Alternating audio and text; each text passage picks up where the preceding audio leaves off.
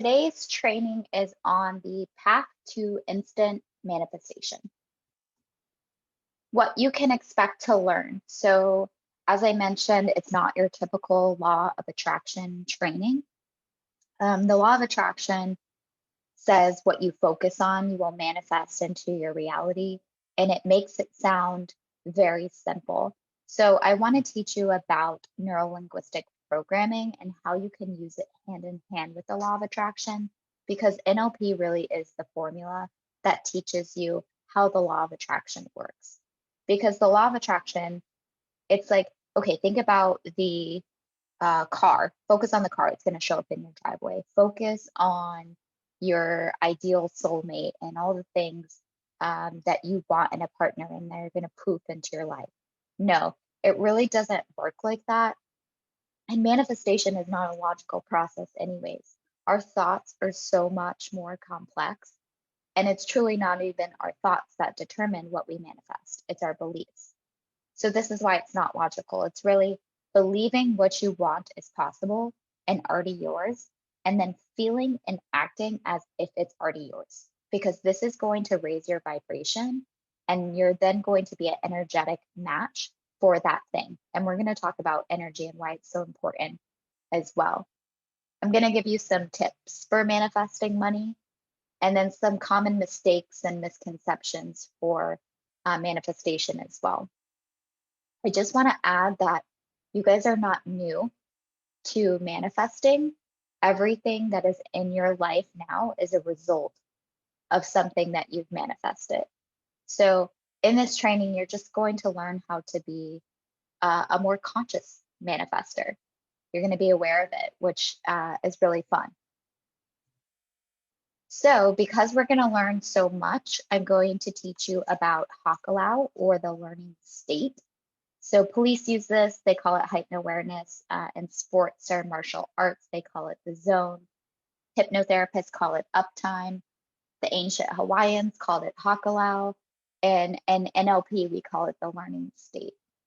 And this is so powerful. This has actually been proven to raise kids' GPAs by 1.5%, especially those with ADHD. So Haka means focus, and Lao means spread out. So it really just means spreading out your focus. That's all we're doing. You're tapping into your peripheral vision, which is going to allow your body to go into the parasympathetic nervous system, or the alpha state. And this is when your subconscious mind is most active. So in our day to day, when we're thinking about things and we have a lot running through our minds, like, our focus can be very narrow. We can be less receptive to the information in front of us. And this is linked to our fight or flight response. So we're getting out of the foveal vision, we're getting out of the narrow vision, we're getting out of the fight or flight, and we're tapping into the parasympathetic nervous system, or the alpha state. And the alpha state is the state you're in during meditation. So it's highly unlikely to become upset, frustrated, or stressed, which is ultimately going to raise your vibration. And again, we're going to talk about energy and vibration and why that's so important, because everything works through resonance. So in order to get into the learning state, all you need to do is face the wall, keep your chin straight, and I want you to raise your focus with your eyes and just focus on a spot on the wall. Keep your chin straight, raise your eyes, and focus on this dot on the wall. And then I want you to put spirit fingers out right in front of you, and just start to do those spirit fingers. And then you can spread out the spirit fingers to the side of your body. Just spread them out like you're opening your hands to give somebody a hug. And I want you to focus on the dot on the wall and focus on your fingers the whole entire time. Focusing on both until you can spread your fingers out to 180 degrees and your arms are wide open. And you can still see your fingers and you can still see the dot on the wall. Perfect. and just stay here for a couple minutes and just start to take a couple deep breaths. And you can just start to notice how you can hear and feel and sense everything that's in your 180-degree vision. And the calmer you are, the more you deepen the alpha state. And the easier it is to actually sense things from 360 degrees. Feeling, seeing, hearing, and sensing all that is around you, not just what's in front of you. And this is why the ancient Hawaiians use this, because they like to tap into their intuition and sense what was going on around them at all times. Okay, so you can stop doing your spirit fingers and you can come back. I highly suggest doing this if you have to study, put yourself into the learning state, or if you have a lot of work to do. And just notice how much more focused you are. Notice how much more calm you are, because you're not going to be in that fight or flight anymore. If you need to practice this more, you can always Google it. You can watch YouTube videos. You can hear different people talk about it. But it's a very efficient tool. All right, so since this is a manifestation training, let me teach you how to create a well-formed outcome. The key to success is really creating an outcome. And I want you to pick something so big that it scares you. So I have this wheel here, so you can choose a topic that you would like to create an outcome or a goal around. Maybe it's health or losing weight or working out. Maybe it's financial goals. Maybe it's something with your career or relationship. Or maybe it's something totally just fun and creative project, or it's a family goal. So go ahead and pick something. And then I want you to use this formula. This formula is going to help us be specific. So there's two main problems when people set goals. They're usually not aiming big enough, or they're just being vague as fuck. So I want you to, again, pick something big. I want it to scare you, but I want it to be realistic. And then I want you to use this formula. It is now blank date, and I have blank. So that's going to be your outcome. I see, hear, and feel. And I have achieved this because, and you're going to insert your personal resources. So let's go through an example. It is now August 1st, and I have released 10 pounds. I see myself smiling in the mirror, and I see how my face looks smaller. I hear people complimenting me and asking me if I want to go to the beach. I hear myself saying yes. I feel lighter in my clothes and proud of my accomplishments. And I have achieved this because I walked 3 times a week, did my exercise videos 2 times a week, and made healthy eating and drinking choices. So I want you to try to have at least 2 things that you see, 2 things that you hear, and 2 things that you feel when you have accomplished this goal. And I want you to make sure you're focusing on what you want, not what you don't want. So make sure the goal is stated in positive language. So it's not going to be, it is now August 1st and I don't have anxiety anymore. It's going to be, it is now August 1st and I feel calm. So it's not going to be, it is now August 1st and I am not fat anymore. It's going to be, it is now August 1st and I have released 10 pounds. So put it in positive language. Here are some other questions that you can ask yourself to make sure that this is realistic and something that you actually want. So where am I now in relation to this outcome? This is going to help you recognize if this is realistic or not. And then ask yourself, what is this outcome going to allow me to do? What am I going to get from this? What am I going to gain from this? Am I really sure I want this? Like, check yourself. And do I want this just for me? This is so important. You're not doing this for your partner. You're not doing this for your mom or your dad or your brother or your sister or your friends. Like, no, this is a goal that you want just because you want it. And you're the only person in charge of these results. Do you know anybody else who has achieved this? Well, what resources did they have? Can you use those resources too? So this will help you when you're filling in the blanks for the formula. And I added this quote here, this picture on the right, because this is one of my favorite quotes. It's actually on the background on my phone, but the best way to predict your future is to create it. That's literally what you guys are doing right now. You're creating your future by setting a strong outcome.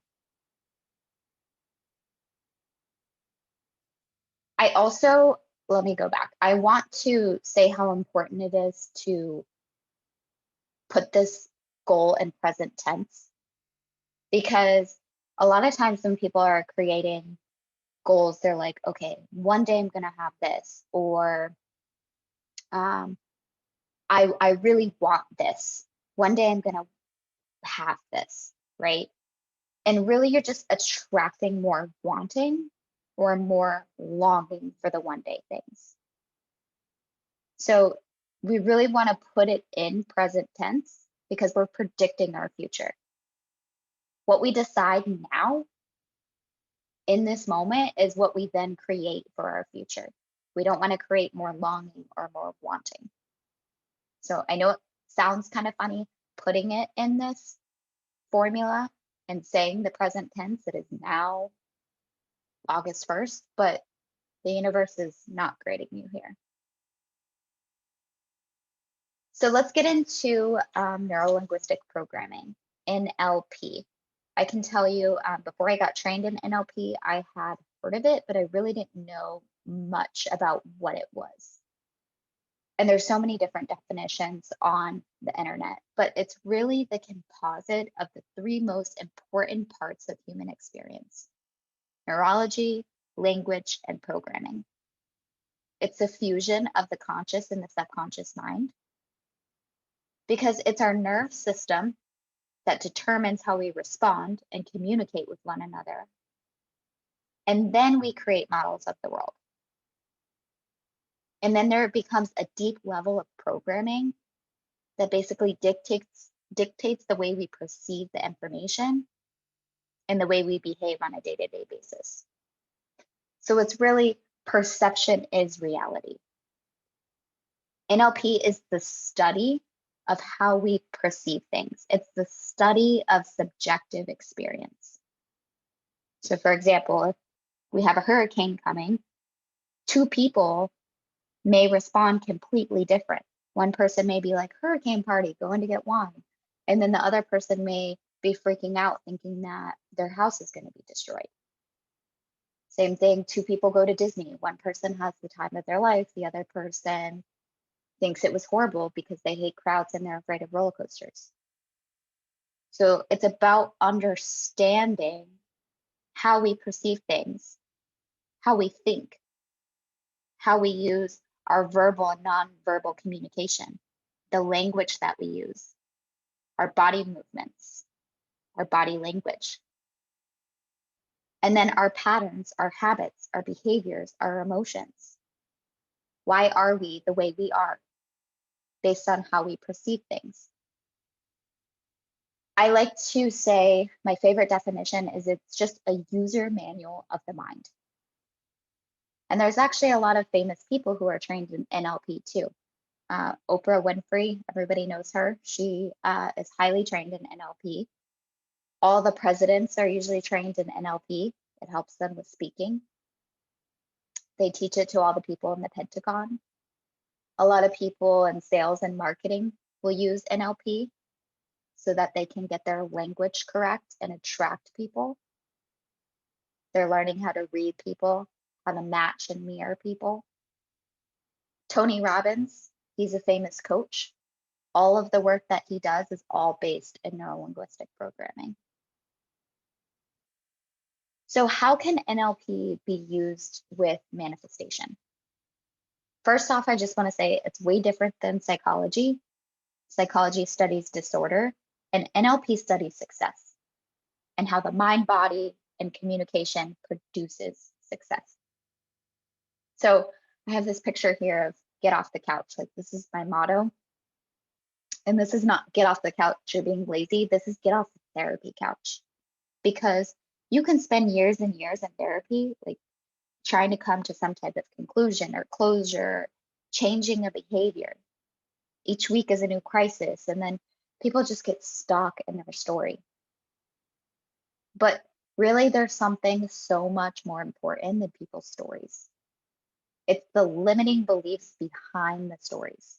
This is what's important.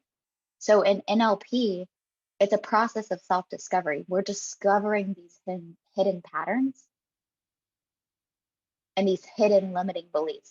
They're not always on a conscious level. You don't know what these are. They're rooted subconsciously. So we're learning how to change the way you perceive things, how you perceive the world by uncovering all these hidden patterns. And this is going to lead you to adjust and adapt your behaviors in order to live the life that you dream of. So what are some NLP techniques? Anchoring is a really big one. This is regenerating a resourceful emotion that we've programmed into the body. That's what this picture of the finger on the knuckle is. Let me give you an example of an anchor so it can make more sense to you. Think about like if you've ever re-listened to a song and it brought you back to that exact moment, maybe the concert or where you were listening to the song with your friends or your first dance song or wherever it is, and you regenerate those emotions. You feel all those feelings from that time that you were listening to the song. That's an anchor. A lot of people, I see this a lot with girls actually, they'll twirl their hair to make them feel calm.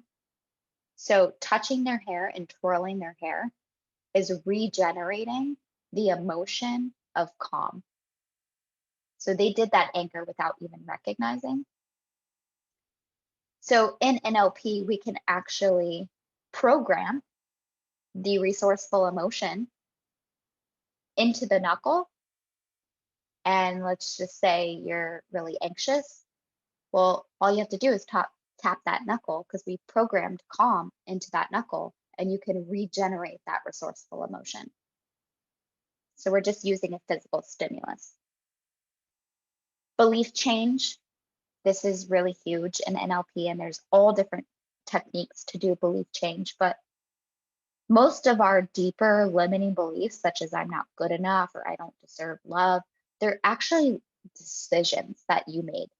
You didn't consciously make those decisions. Nobody would wake up and be like, you know, now decide that I'm not good enough, or I now decide that I'm not worthy of love, you know?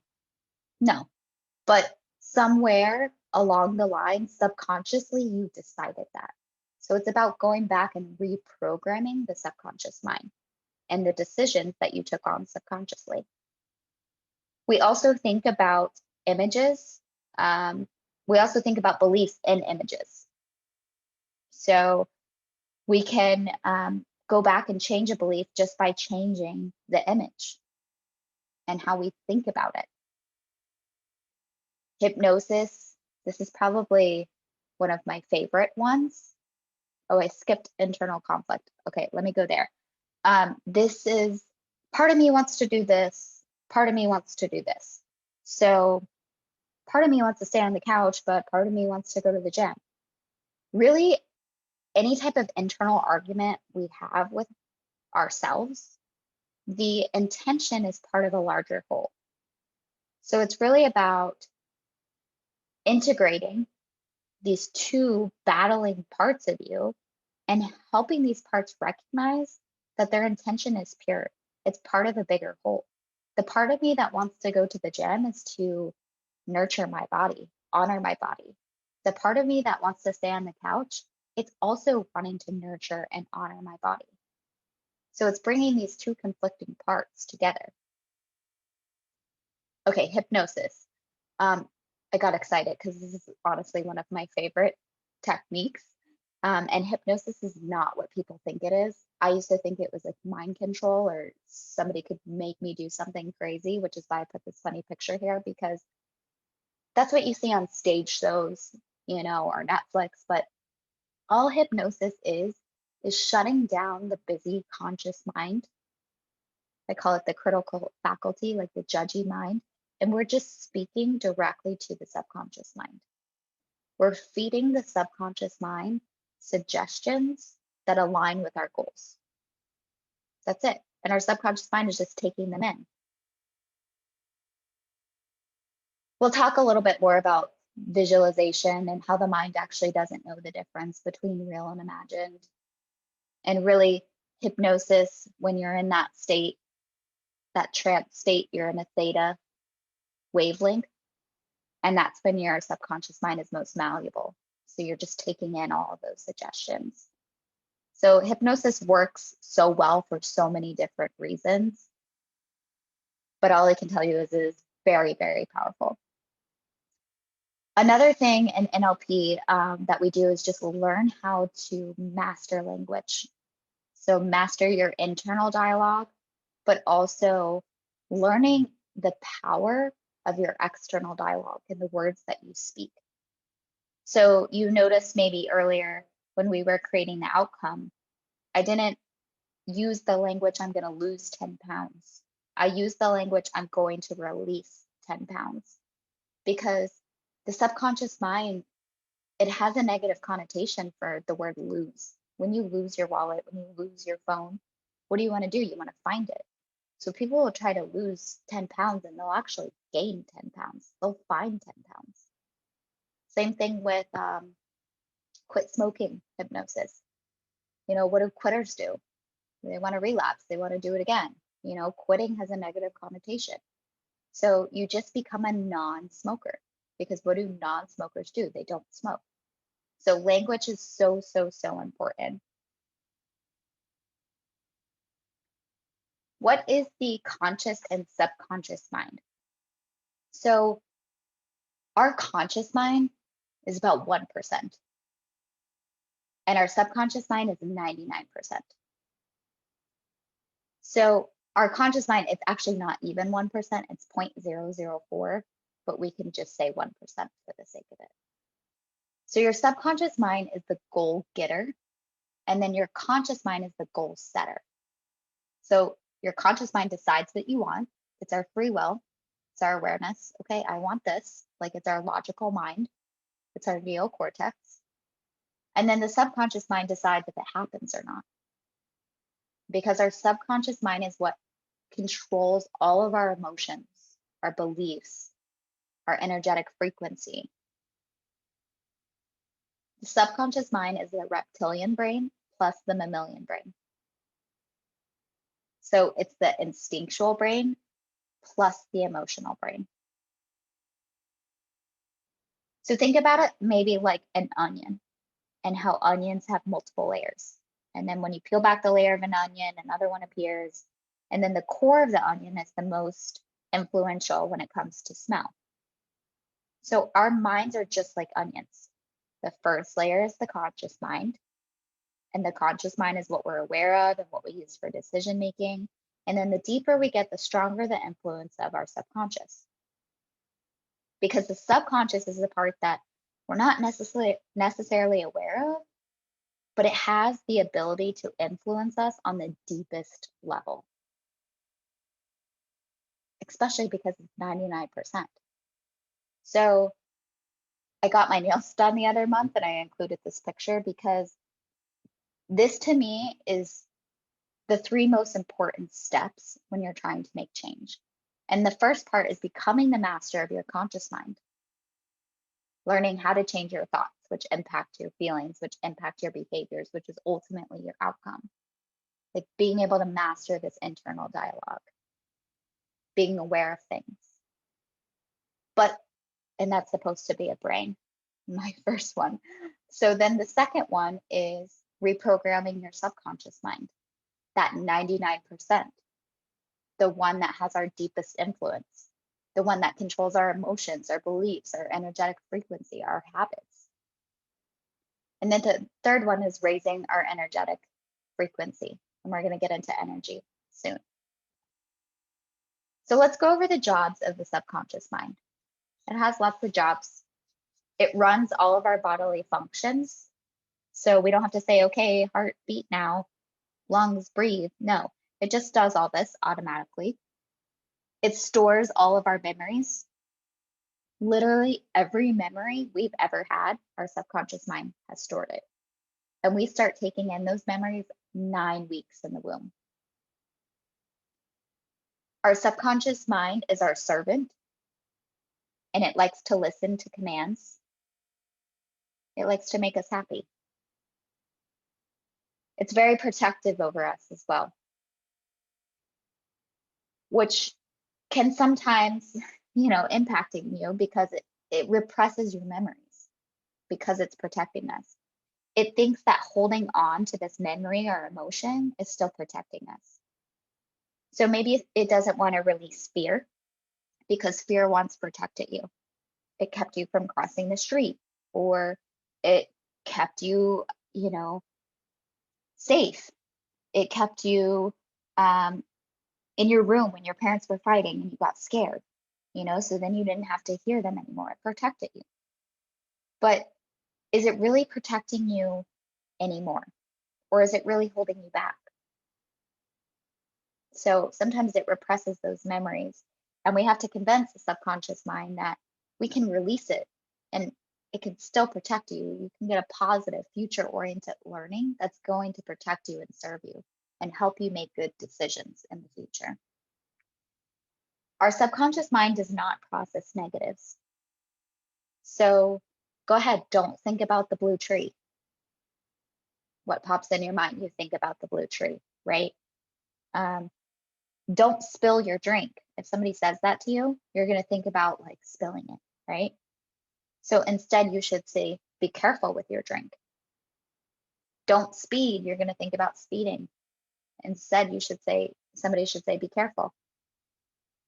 My favorite one is, please remember to take out the trash versus don't forget to take out the trash. It works every time, I promise. The subconscious mind also takes everything personally. I remember when I learned this, I was like, oh shit. Not that I'm mean to people, but when you call somebody else a name, your subconscious mind thinks that you're calling that to yourself. So if you call somebody an ugly bitch, your subconscious mind thinks that you're calling yourself that. It takes everything personally. So really, really watch your language. So let's talk about the conscious, the subconscious, and the superconscious when it comes to manifestation. So the subconscious is really the bridge between the conscious mind and the universe, or the superconscious, you can call it. So your superconscious, this is like the freaking unexplainable. This is the unknown. This is where the laws and the forces that are assisting you, they're working for you in your favor. So the whole game of manifestation is connecting the conscious mind to the universe, to the unexplainable, utilizing the subconscious mind as the bridge. And this is why manifestation is not logical. You can't just think something into existence. That would be missing a step. That would be not using the subconscious mind as a bridge. And that's the whole answer. So this is a recap. This is what we have to do. We have to, one, decide what we want. That's our conscious, our logical, free will. This is what I want. We then use the subconscious mind as a bridge. So we program our subconscious mind to align with what we want. That means sweeping out those limiting beliefs. That means feeding our subconscious mind with those suggestions that align with our goals. We're programming the subconscious mind. And then we can live in that frequency. And then we just surrender. We let the universe do its job. So this is why I have this picture of these elves here, because I heard this on a podcast once and it always stuck with me. But when we decide what we want and our subconscious mind is aligned with what we want and we're living in the frequency, then the elves get to work in the superconscious world and the universe.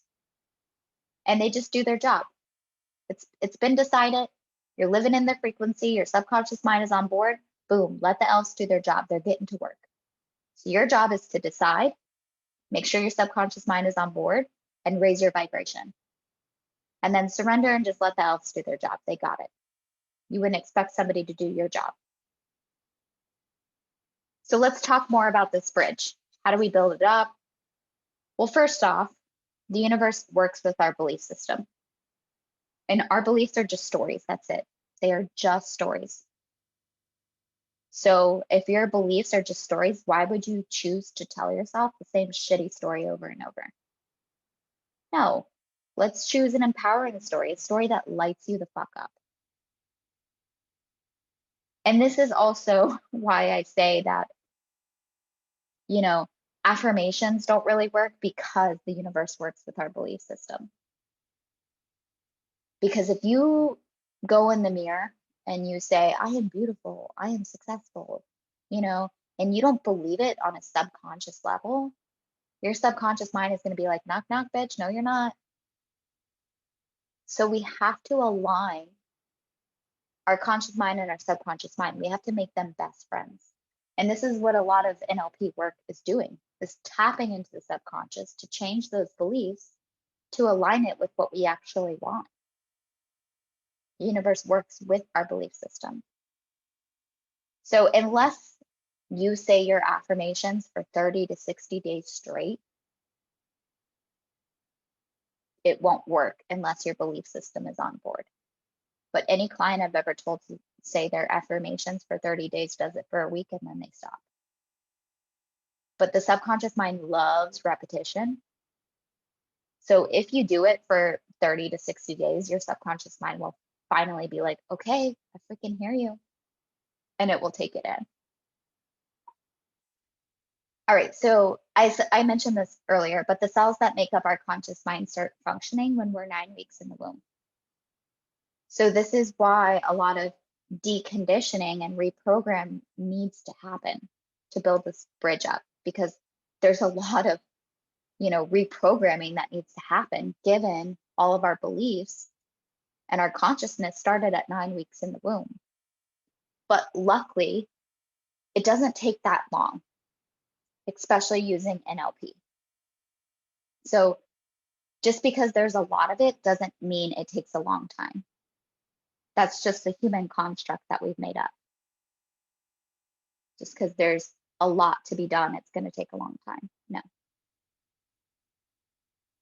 So now we can talk about energy. So everything is energy. Information is transmitted in waves, which is the same thing as vibrations. And we just perceive these waves and then we start to sort them out according to their frequency or wavelength. So that's just the height and the distance between the waves. And then that gives us different types of information. So just as letters give us different types of words. So we perceive this information, we interpret it through our senses, through our mind, through our body, through our spirit. So our brain, our nervous system, and our intuition. And the more you can interpret through your intuition, the more information you can receive.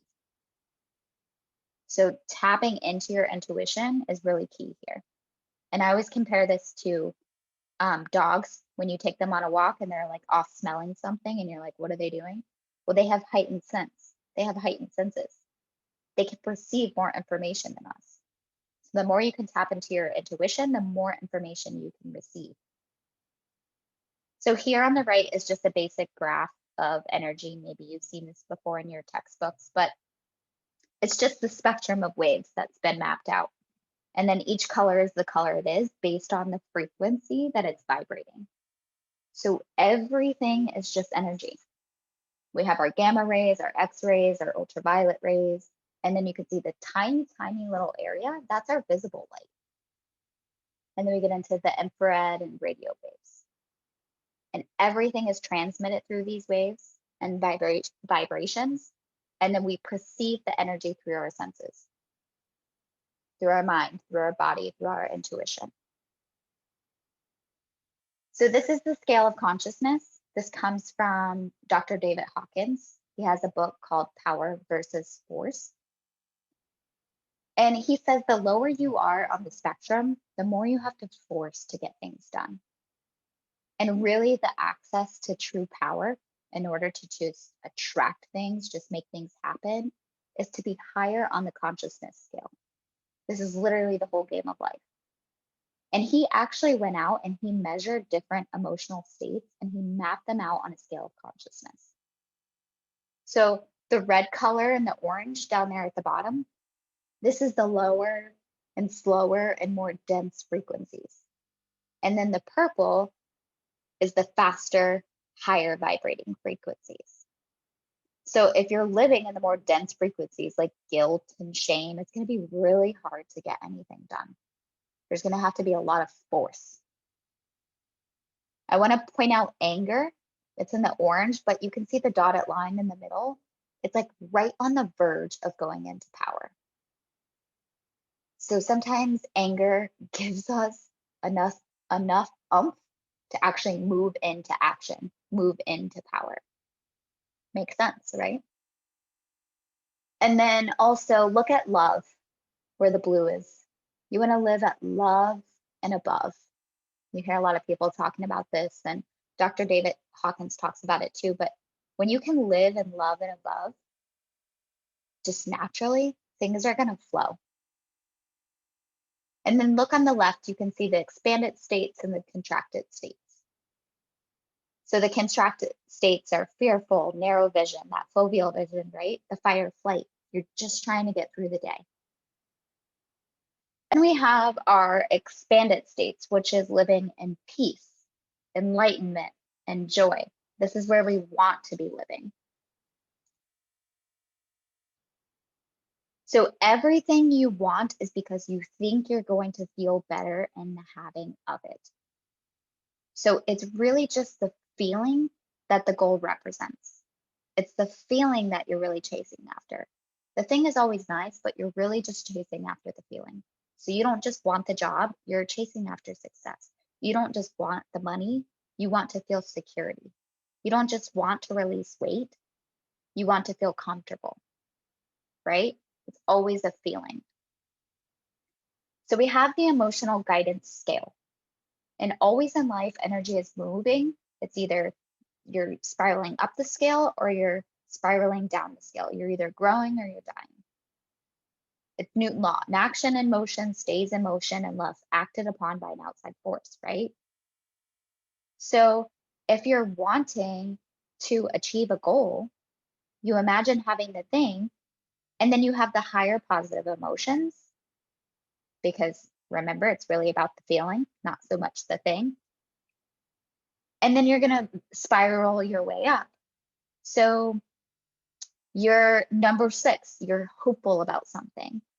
And then you're going to be really optimistic and have a positive expectation. And then you're going to be excited about it and feel really, really passionate about it. And then you're going to make your way up to joy and knowledge and empowerment and appreciation and love and gratitude.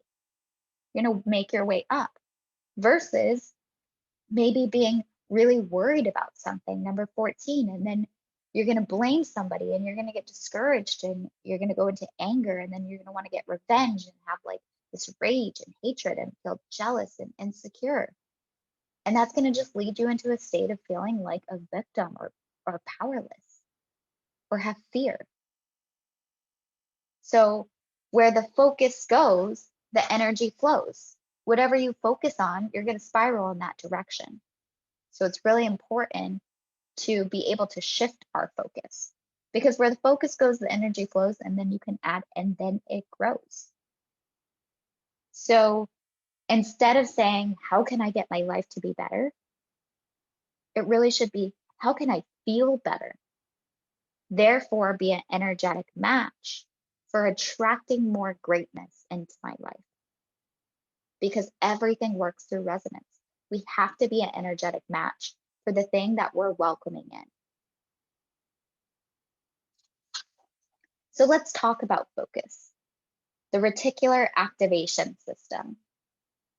This is ultimately what our focus is.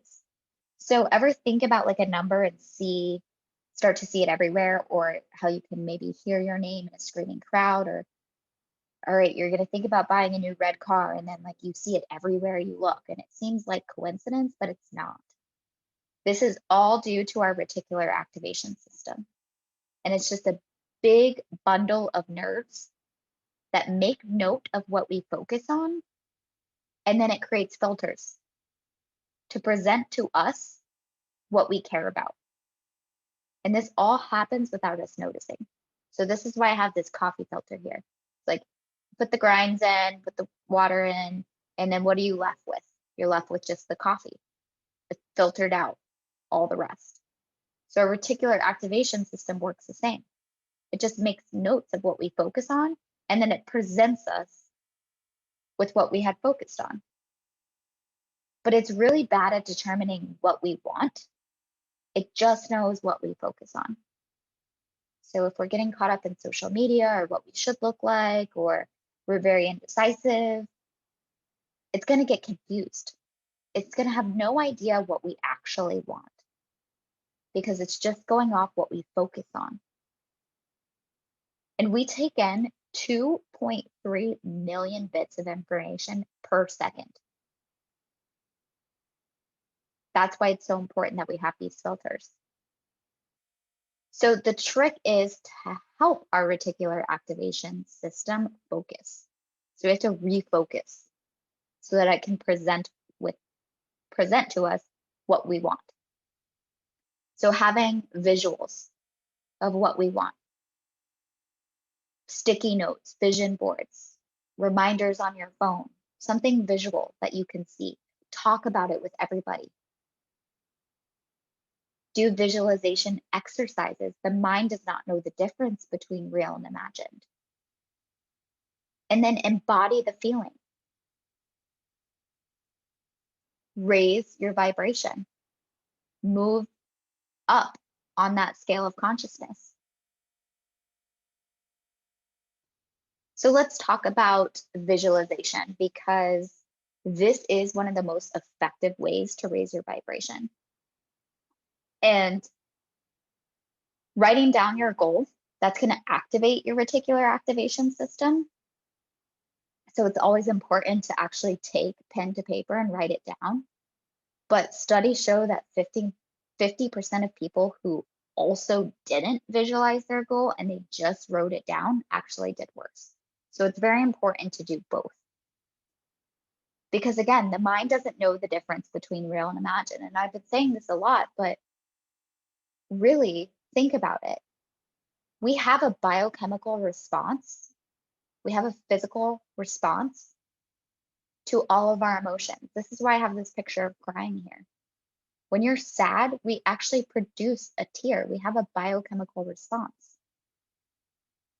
And if you just closed your eyes and you thought about something really sad, you could cry, because our mind doesn't know the difference between real and imagined. If I walked you through a whole script and I had you get a lemon out of your fridge and then take a big bite of it, you'd probably get like saliva in your mouth. Just by imagining doing that, you would have a biochemical response. And this is why hypnosis is so powerful, because it doesn't know the difference between real and imagined. And we're feeding our mind these suggestions for our future self. It aligns with our goals. We're feeding it to our subconscious mind, that 99%. And it's just taking it in like a sponge. And you're also in that theta state. When you're visualizing, your brain is in a theta wave. And this is when our subconscious mind is most malleable. It's easy to reprogram when we're in that theta and that alpha. And our body is really just like a robot. It just responds to our directions. That's it. It responds to our emotions. So our subconscious mind, it stores all of our memories, past, present, and future, on a timeline. It actually already has a memory for your future. So we can program it to create the memory you want. And then we can drop it there on that timeline. So this is actually impacting your subconscious mind. And Any task that you give your subconscious mind, it's less work for you. Remember, it likes commands. It likes to be our servant. So all we're doing is programming the future to achieve our goal. Remember that quote, the best way to predict your future is to create it. Just program the future. An important part of visualization, when you're imagining something on your timeline for the future, it's really important to first associate.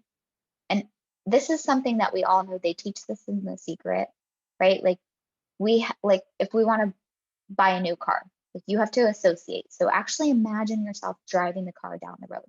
Smell the leather, like feel yourself like turning up the knob to crank up the music. Feel your hands on the steering wheel, right? So you're associating, but then you have to disassociate. Then you have to see almost from like a third person perspective, or imagine that you're in the passenger seat now. And then you're watching yourself doing all those things that you just did. Because this is showing your subconscious mind that it hasn't yet happened. So when all we do is associate and we just imagine ourselves already having the thing and feeling the feeling, our subconscious mind is going to think that it already happened because it doesn't know the difference between real and imagined. So then it's not going to exert any energy to make it happen for you. You have to disassociate so your subconscious mind knows that it hasn't happened yet. And so it knows that you're in the final process. So here are some tips for reprogramming your subconscious mind.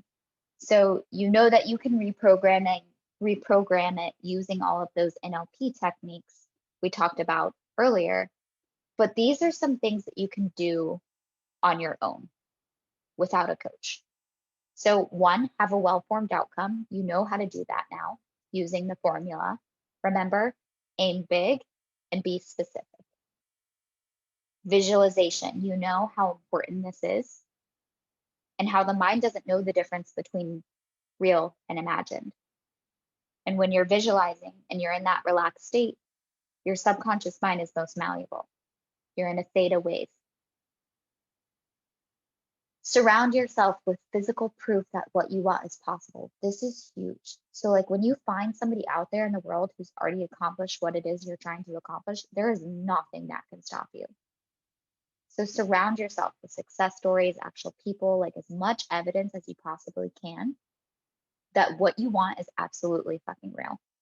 Because then it's only a matter of time before you have it in your own hands. It's like you're providing backup for your belief system.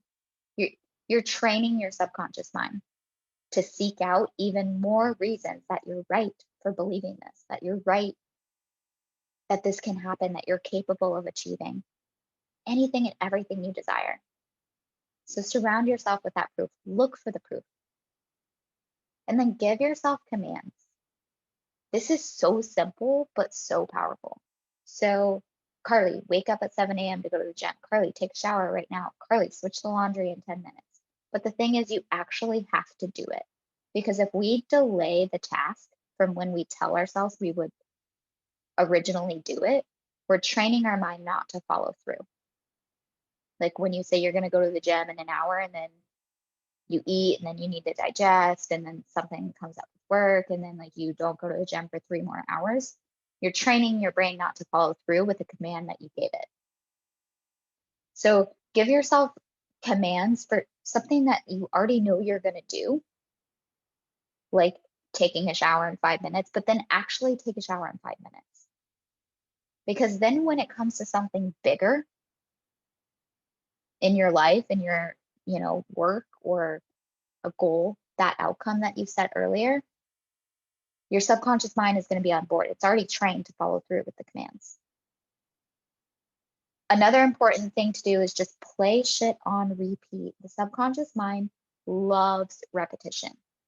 So when you find something interesting, you reading a book, a podcast, like read it over, listen to it again until it's ingrained and you could almost repeat it. So sometimes I'll listen to the same podcast like 5 times around, and I'll pick up something different each time. So really listen to things on repeat. The subconscious mind, it takes 30 to 60 days for the brain to form a new neural pathway, which is another reason why repetition is really good. You can create kind of your own script, record some affirmations for yourself, add some background music to it, and listen to it before bed.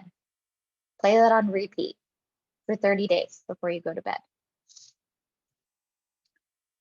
So let's go over the laws of abundance.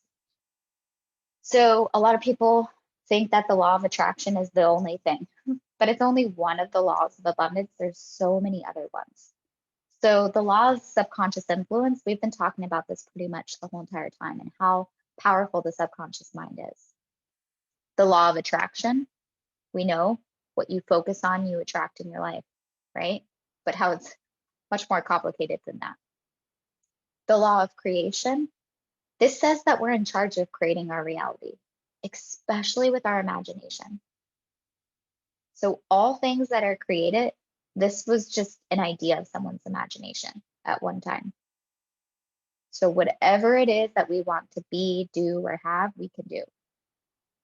We just have to start by feeling it and thinking it. Like dare to dream.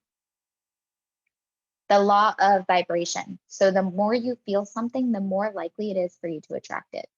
Everything works through resonance. Think of the scale of consciousness. You have to be an energetic match for that thing that you want to welcome into your life. The law of cause and effect. So everything you experience in life is a result of something else. So things don't just happen randomly to us and then we feel a certain way. We actually feel a certain way and then we attract that thing into our life based on our vibration. So our thoughts impact our feelings, which is our vibration, which also impacts our results and actions, right? You hear about people who are like, yeah, it's just like one thing after another and another and another, just all keep happening to me. No, they're living in a lower state of vibration or frequency. They're vibrating at a lower frequency. And they're actually attracting those things into their life. Those aren't just happening to them. Things don't just happen to you. You feel a certain way, and then things happen. It's the law of cause and effect. It works with resonance. The law of balance. Abundance means being generous with others and grateful when others give to you. So give and take, give and receive. Law of balance, ebb and flow. The law of order. This is be, do, have. So you become an expert baker, then you open the shop, and then you have the results you want. You become a therapist, you open the practice, you have the life you desire. So you have to change at an identity level before behaviors and actions can happen. You become a motivated person, and then you release the weight, and then you have a healthy body. Be, do, have. And then we have the law of least resistance. So if you exert all your energy and you force your way, right? If you're in those lower vibrational states and you're forcing your way, one, you're going to be tired and stressed, but two, it's not going to be sustainable. You're going to come crashing down because your business or your life is never going to be able to outgrow your consciousness. So work smarter, not harder. Have systems. Systems stand for save yourself serious time, energy, and money. That's what systems stands for. So let's give some tips for manifesting money. Write yourself a check. Keep the check visible. Let your reticular activation system know that this is what you're focusing on. Jim Carrey wrote himself a check for $10 million for 10 years in the future for acting services rendered. And then, of course, he got $10 million and he became rich and famous. So writing yourself a check. Give money away. When you are generous, it tells the universe that you're acting with a mindset that you have plenty.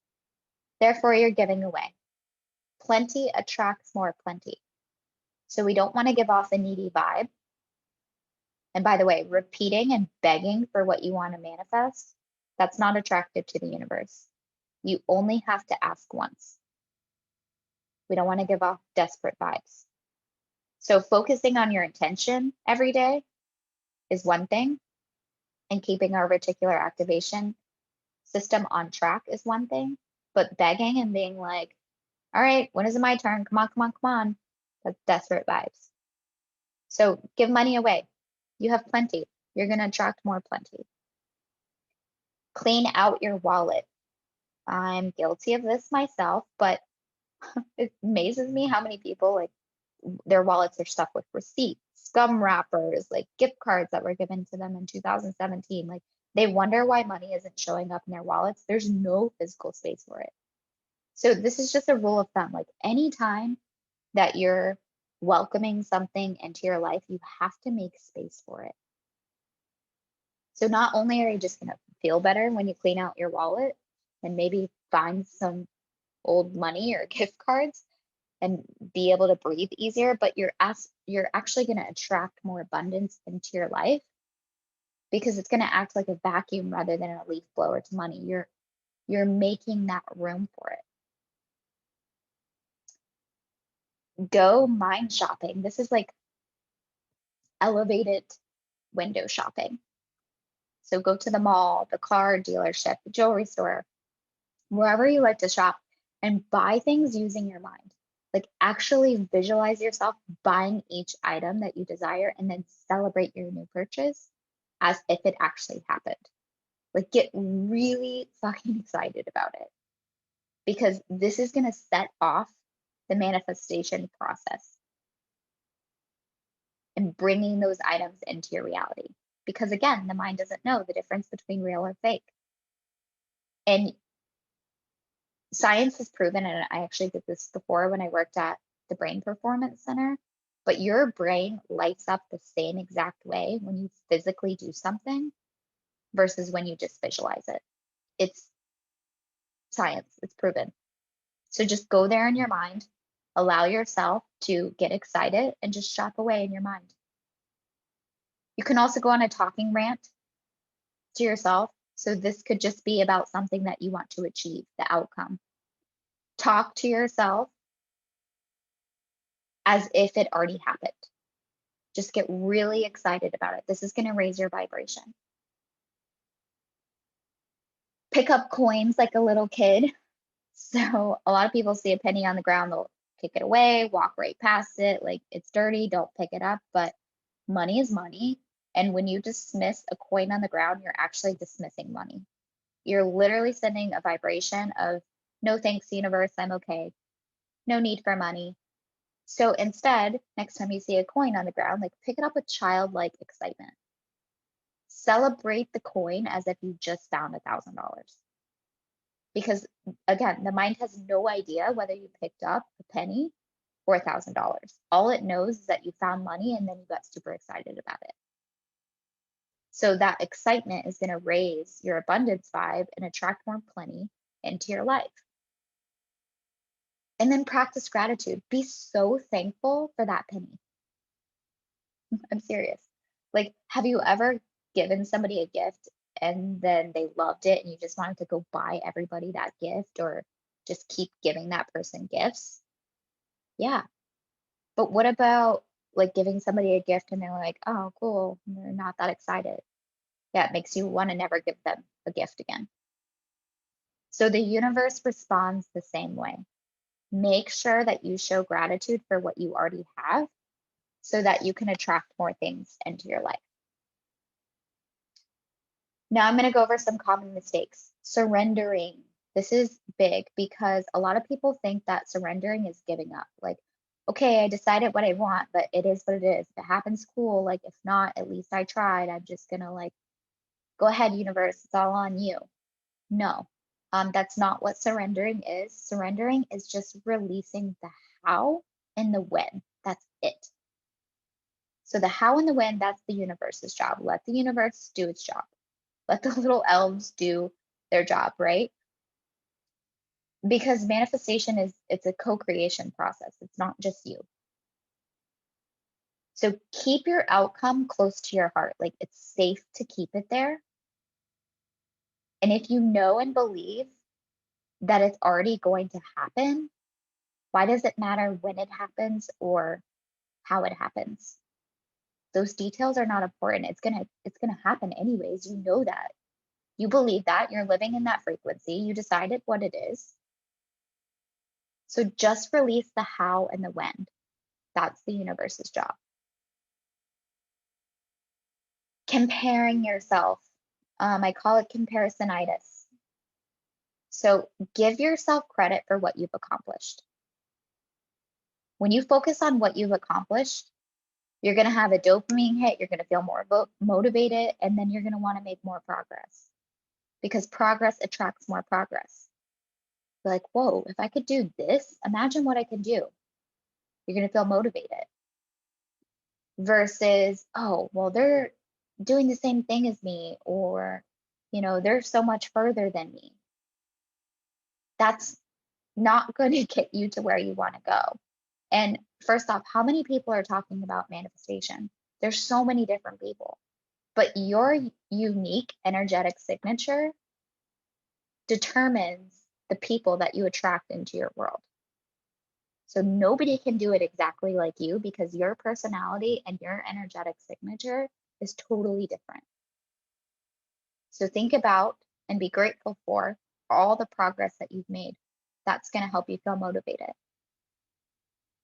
Don't create limits. So for some reason, we tend to believe that like something grand, like our dream business or a soulmate or the luxury 5-star vacation is harder to manifest than a cup of coffee.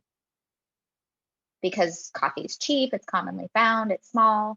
It's just easy that the universe can bring that to us. Whereas like the 10-day vacation on the overwater bungalow is really hard, and that's going to take a lot of time. But truly, that's not true. The energy between the two desires is exactly the same. It's just energy. It does not take any longer to manifest one thing than it does the other. That's all in your head. Time doesn't exist in the universe. It's just a human created concept. Therefore, we have to stop creating limits. It's not easier to manifest $5 than it is to manifest $100. It doesn't take longer to manifest $100 than it does to manifest $5. Just because we have a lot of limiting beliefs and we've been taking them in since 9 weeks in the womb doesn't mean it takes a long time to release them. Doesn't mean it's harder just because there's more. Those are just human constructs. So also, detours are not denials. So when something happens to you and you don't end up getting exactly what you want by the time you set the outcome, then it doesn't mean it's not going to happen. It's not a denial. You're never denied your desires because our desires are only our desires and they were put in our heart for a specific reason. And that's to manifest them. So when you feel like you're being denied something, just remember that it's just a detour. Maybe the universe is asking you to be more clear, to work out a limiting belief, or maybe it's bringing you something even better. So the rule of the game is always this or something better, because everything always happens for your highest good. So imagine if you're driving and it's like detour. You never think, oh, I'm not going to get to my final destination. You're just like, oh, I got to go through this neighborhood to get there. It's the same thing. So you're just going through a detour. It's not a denial. And then listening to your ego. So we have two voices that can be heard at any time, ego and intuition. So ego speaks from fear, which also stands for fuck everything and run. Or you're speaking from love, which is our intuition. So sometimes we can mistake fear for an opportunity. And this can only become clear to you when you can really sit with yourself in silence and reflect. Because fear is only natural and it's instinctive, but it's really our job to make a decision not based on that fear, to make it based on our intuition from that place of love. Because fear just comes from a lack mindset. Love comes from an abundance mindset. So next time you're faced with an opportunity and you feel scared, like sit with yourself. Ask, is this opportunity going to open the doors to fulfillment and abundance? And then, two, am I willing to take this leap, trusting my desires know the way? Trusting that this desire was planted in my heart for a specific reason, and I wouldn't have this desire unless I was supposed to manifest it. And then you'll have your answer. So, some misconceptions. Oh, I'm thinking negative thoughts. Does that mean I'm going to manifest negative things?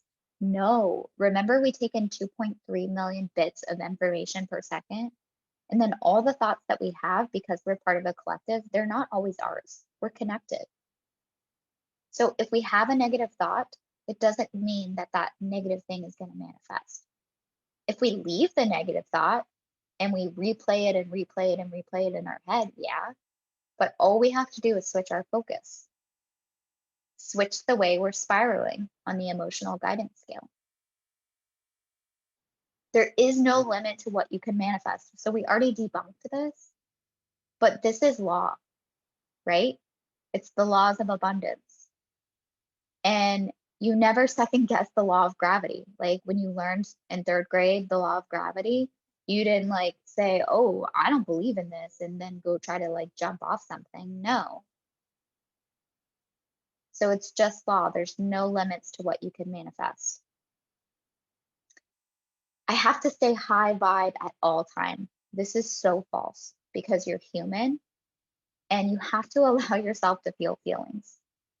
So again, you just have to switch your focus. Look for the silver lining. Look for the positive thing within it. This is going to help you start spiraling up again. So the last thing I'm going to leave you with is homework. So this is something you can do on your own, is to become a limiting belief detective.